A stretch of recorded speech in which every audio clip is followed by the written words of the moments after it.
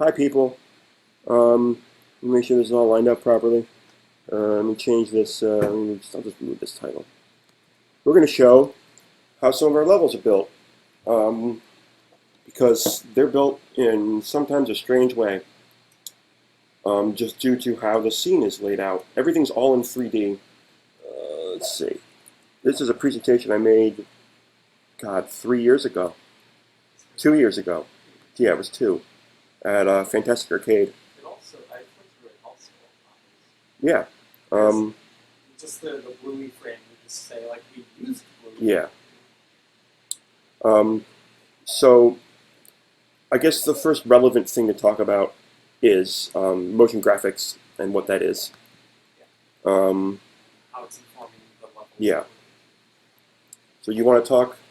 How do I, if I can present, will that Sure. full screen me in a way that that the screen can still see?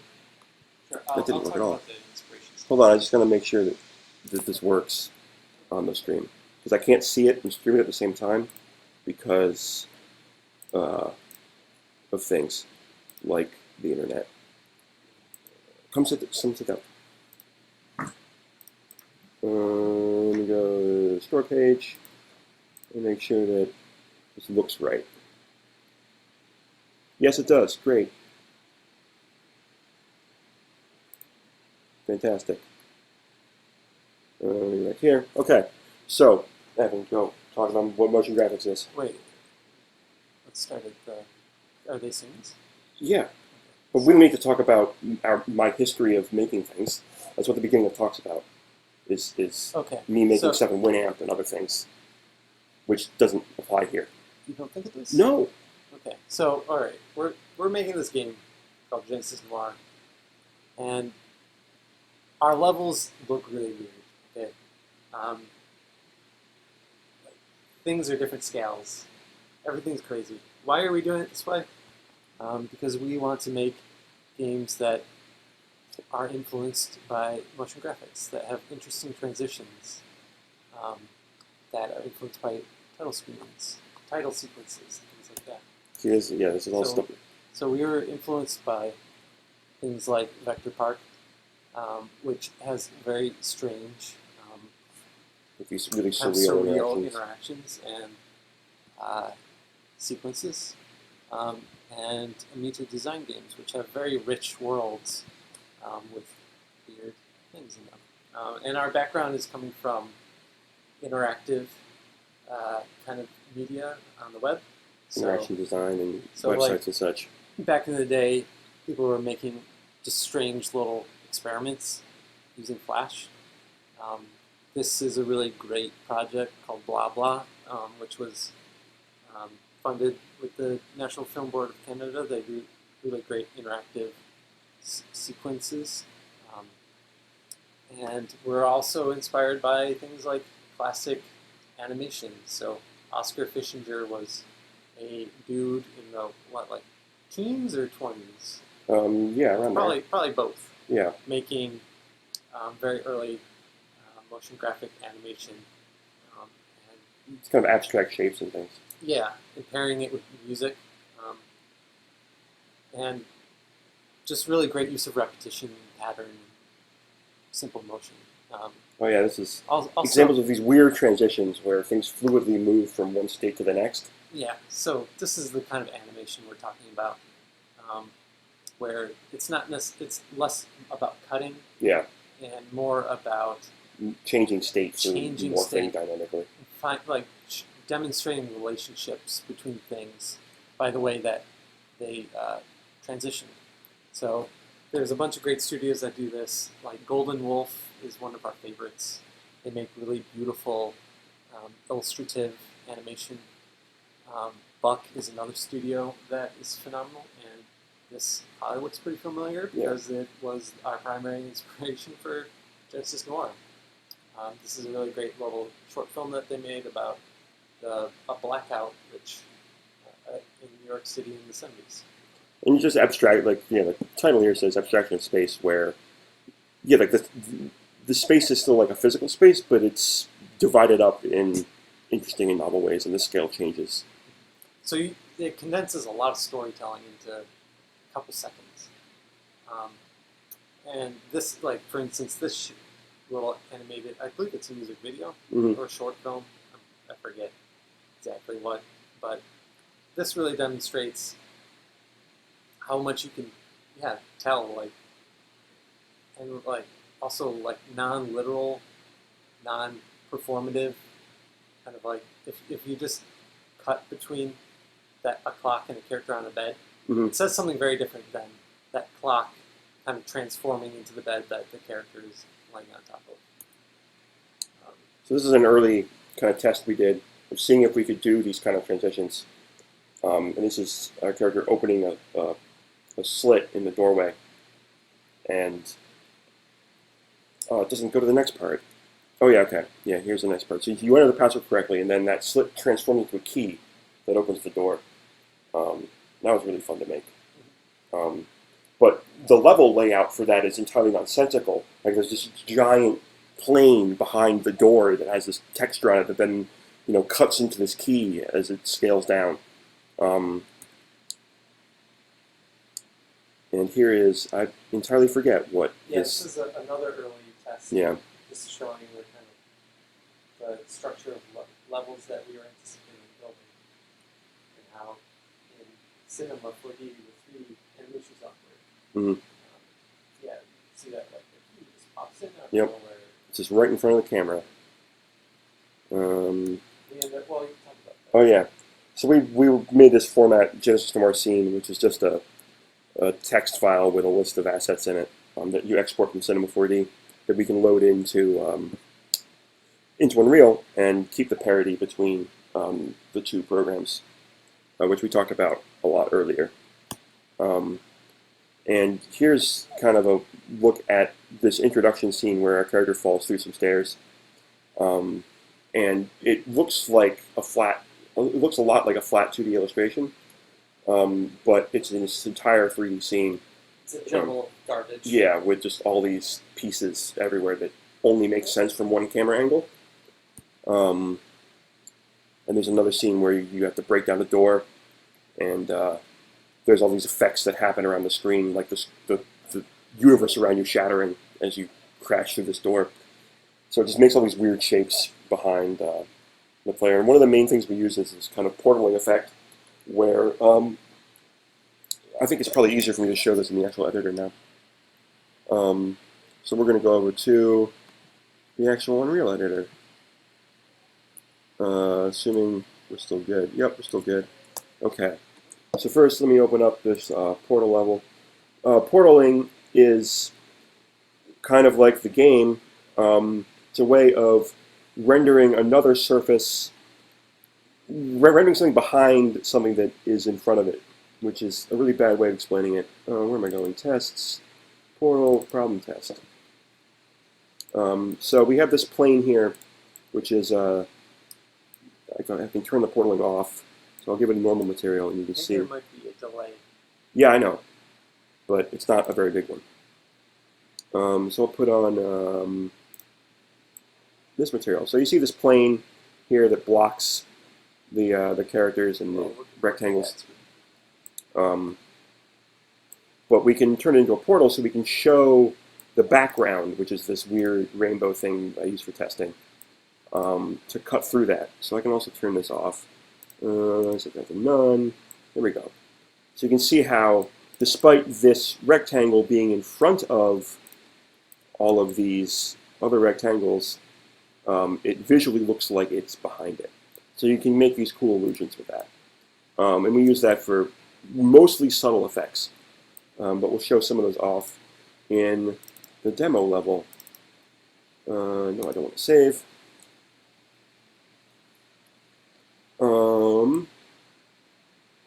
Right. So the demo level's loading up.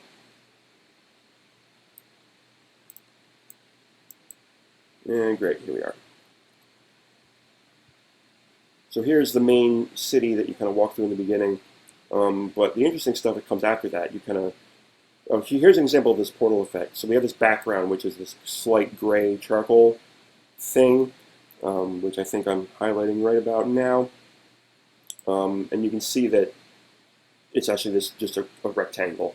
that covers up, it obscures the Empire State Building graphic in the background here. So just subtle stuff like that, I think, is pretty effective. But the main thing we do here is there's this kind of comic book panel effect. I can turn those on. This, and this, and this. You gotta wait for it to catch up. Yeah, I know. It's hard. I can turn on low latency, maybe. Latency mode. Low latency. I don't know if that'll do anything, but I checked the button. Anyway, montage 01. So we have this little scene here. Wait for this to catch up. Okay. Sorry, this is a terrible setup because I can't run the editor on my Mac, which we're streaming from. All right, there we are. Turn this off. Great. So there's these comic book panels which are kind of embedded into this large building here, and they're shown through this little window. And you can go inside. You got this whole big thing back here, but it's obscured by, the building that sits in front of it using the portal technique. But there's all of these other panels. Just turn them all on. Yeah, I'll just turn everything on. It looks really weird. Yeah. It's pretty neat. What can I say? Okay, there we go. Yeah. Once you go past this plane, there's, there we go. They're all turned on. Once you go past the plane of the building, you can see everything behind it. So there are about 7 different clipped rectangles which restrict what the viewer can see. So, for instance, let's show the second one here. Boop, boop, boop. The second one is that one, which is this train that you kind of drag along. That's the second scene that it shows. And that's only clipped by the second rectangle that you see, and that overlays the first one. It's kind of hard to explain. Why don't you zoom out and show the I'll show the whole whole thing. scene just with everything on? Yeah. Well, the problem is I have to be past this. From that side of everything. Yeah. So these are selectively turned on and off. Just zoom way out. I can't because of the clipping. Yeah, so you can see our levels don't really make any sense. Yeah, there's all these different render layers that happen. Yeah, There's a building that's just chilling out over here. There's stuff that is masking and clipping, and this is all somehow sequenced into something intelligible. Yeah. Through It's like a- development magic. Yeah. It's like movie magic, only worse. Yeah. So we've modified the Unreal Engine to allow us to do this. Shout outs to Epic for helping me through some of these things. They're very helpful and nice. One great YouTube channel is called Boundary Break. Yeah, You Boundary should Break. paste the link into the chat. Uh, Because it's a YouTube channel that just does this. They open games, and well, probably not they. I think it's just one guy. yeah, and he has some helpers. And just look at how the games structure everything, because this isn't totally unique. A lot of games look like garbage when you change the camera just a little bit. I think ours is maybe pushing the limit of garbageness. Everything is faked forever, Yeah. and nothing is real. But it's really fascinating the way that people cleverly lay out these game spaces. In order to, just like, especially for like saving on resources, where like, oh, you have to have a character that loads in, but loading is slow, so store the character underneath the level, and then just pop him into place at the last minute when you need him. So one of the other things we'll show is, hopefully this works, is that intro with the falling. I think I'll show that. Play it, or, No, I don't think I'll play it, but I'll dolly around inside of it. Right. Because it doesn't use the clipping rect, so I think it'd be better to look at. Yeah. Easier to kind of see it's mostly portals, because we didn't have the clipping rect then. Yeah. Clipping rect is kind of a graphics term, I guess, where you define a rectangular area of the screen that things are allowed to render to. we kind of extended that in that it's not just a rectangular area of the screen. It's a plane.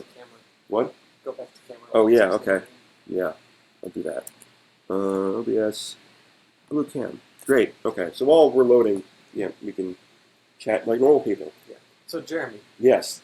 what is the biggest nightmare when you have one of these garbage levels? Hoping that it looks the same on everyone's computer because of different rendering technologies and things, different graphics cards. Right. I think it's better in the new code that I've written for the latest version of Unreal. But my current nightmare is that I took shortcuts in writing that code, and now it's come back and bitten me pretty hard in that I'm going to have to spend probably tomorrow Right. Game development is fixing refactoring things.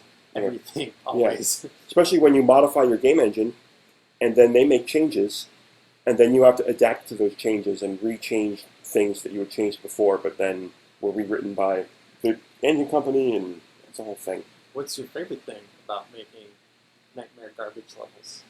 Because they're fun to show, Yeah. and I don't know,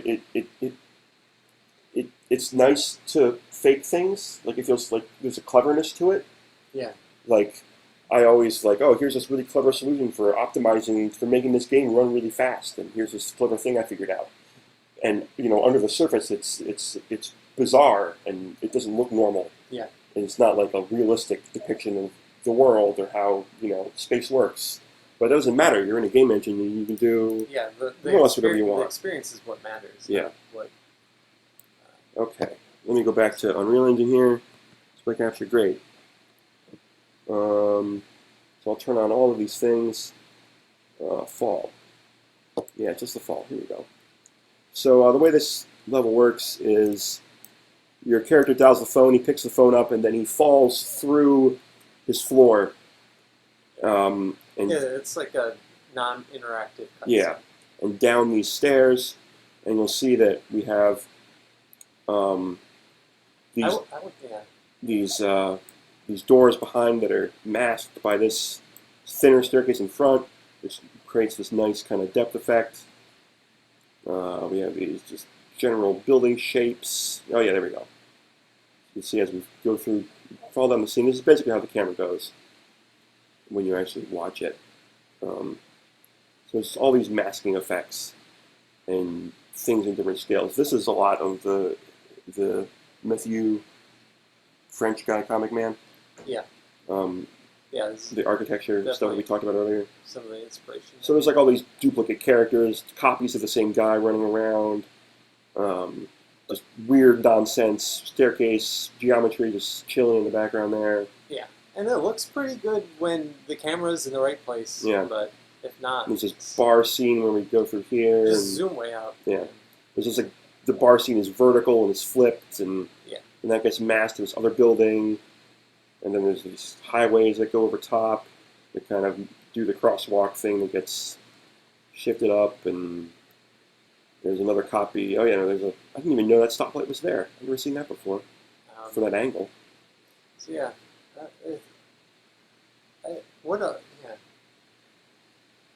Just really abstracted space, and then that kind of dissolves into these smoke clouds of that's what you're looking out, is these kind of car exhaust plumes. But you can see that you can like see the particles kind of through these through the portal windows, which is a nice effect. This is this giant vertical thing, and it would make if you do professional 3D animation for like commercials and stuff, there's a lot of this. You build the scene however it needs to be built. Screw reality or whatever. Right. And then when you're in a game space that other people could sneak into, it's not just like a rendered movie. Right. I'm very curious about what historians are going to do with these games in 30 years. This thing. Like, already there's, like, speedrunners do this, and there's a lot of hobbyists that will decompile old games and kind of find all the clever ways that people built them and how strange these spaces are in reality outside the context of playing it. especially like there's a lot of unused assets, Mhm. and we certainly have our share of those. Oh things. God, yeah. Entire levels that we haven't used yet. I mean, I think that's kind of like artifice, and it's kind of how art is. Yeah, I think that's kind of how. Let's go back to the. It's kind of the artifice of anything that you create. A painting isn't any different. A movie, anything outside of the frame of a movie is going to be set and green screen and all that kind of stuff. So it's the same kind of techniques. But those mediums you can't really investigate. Right. Those other. Right. But that's I mean, bounds. yeah. I guess the interesting thing with games, at least with 3D ones, is that you can override stuff. Yeah. In by going into the binary or whatever and fiddling around. Mm-hmm. And if you spend enough time figuring out, then you can take over the camera and do whatever you want, more or less. But yeah, obviously you can't do that with films because they're fixed. But I don't. In terms of from a historical perspective, usually, especially with older games, there's not a lot of left behind things that are Well, you opened up that. Oh no, that was all documentation. Yeah, Mohawk and headphone jack stuff. That was all. Yeah. But see that's the historical stuff that's interesting to me. Is part of the development process. Yeah. I don't think there's much historical relevance to there's this sprite that wasn't used. I'd be more interested in why isn't the sprite used and what discussions happened around it. Right, in the documentation. Yeah, what was the creative process of this and that. And that's the same with movies. It's I didn't explain. But they're related, right? Yeah. But I mean, it's the same with film in that the director's not going to, archaeologyify and open source all of his millions of emails and back and forths and business dealings and, creative decisions and all this stuff. But I think with films, it's a lot easier to see them as a single auteur making all the decisions. Kubrick was everyone looks at him as a god of, the final decision. And, he didn't talk with anyone out. I never imagined.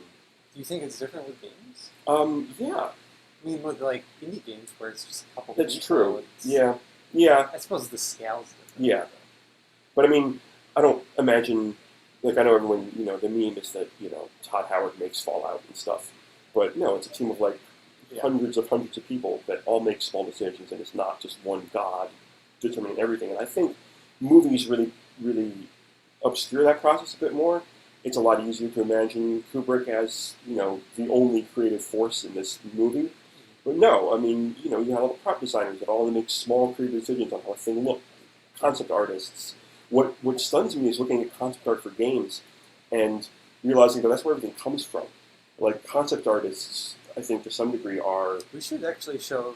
Yeah, let's look at some Martian concept art. Martians. Yeah. So, Marcin, who was on this stream a little bit earlier, has been... Where do we want to show? What do you want to show? How about the jazz sketches? Yeah. Here, let me... Yeah, everyone's going to try and find some stuff. Yeah. Because concept artists is this live on video? No, it's on the camera. Okay, I'm going to find a link and send it. Yeah, okay, so great. Not just sure. In front of the camera. Yeah, that makes sense. So if you look at concept art books for games or anything, then you'll see how much of that is in the final game. Concept artists, what we did was it's here's a general idea, here's some sketches that we've done, here's some inspiration, and they just go off and run wild, and then, you get some cool guns in the end. And usually the concept art is taken, pretty much directly. And concept artists are listed in game credits, at the end, in small text, and no one talks about them. They don't get awards, they don't get to be in the press, which is really astonishing to me, in that they're responsible for so much of the visual specifics of any given item in a game or any given world. They're not. There's an art director who's in charge of all of the overall look, but I imagine it's not too often that it's Todd Howard has to make sure the color of this gun is just perfect. No, I mean you trust the concept artist and take their decision because that's what you pay them for. So Evan's pulling up some of our concept art, which I guess kind of goes into the theme of showing more behind the scenes stuff. Yeah. It's just this isn't Hellish Nightmare. It's beautiful illustrations. PSD. Marston's still here. This giant Photoshop file. It's like how many gigabytes? I don't even know. Yeah, I have Photoshop on this computer, but I don't know. I'm just gonna say. Oh, okay. But what? Marston's big sketch. Oh, the giant jazz sketch. Yeah, okay, cool.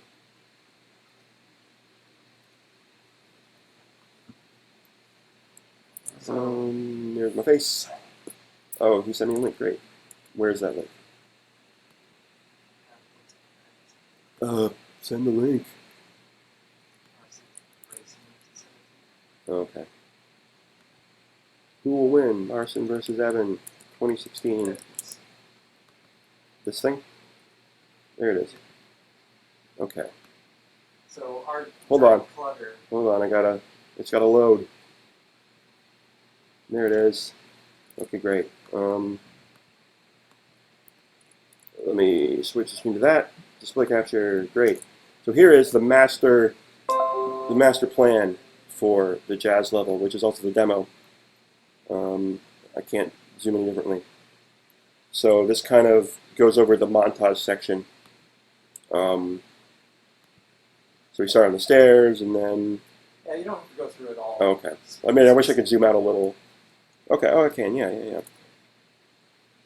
But just saying, like, that garbage mess, like, actually... It comes from something. Yeah, it comes from something. Translating these kind of storyboards into sequence in a game engine looks really messy. Yeah. But in reality, when you play it, it's pretty clear. So it's just, I always find it interesting to see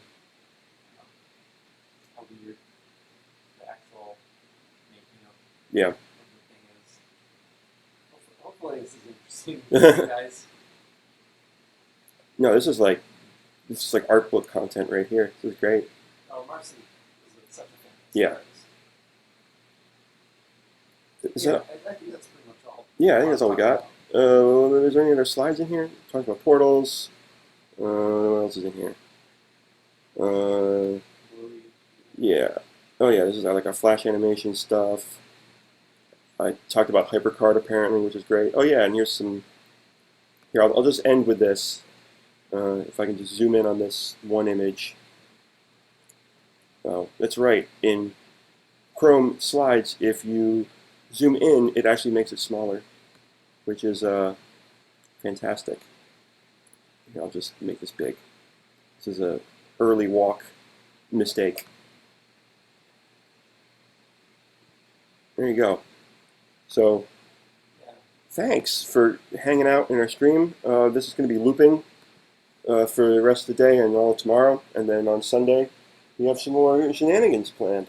Why don't you go back to us? Okay, yeah, I'll go back to us.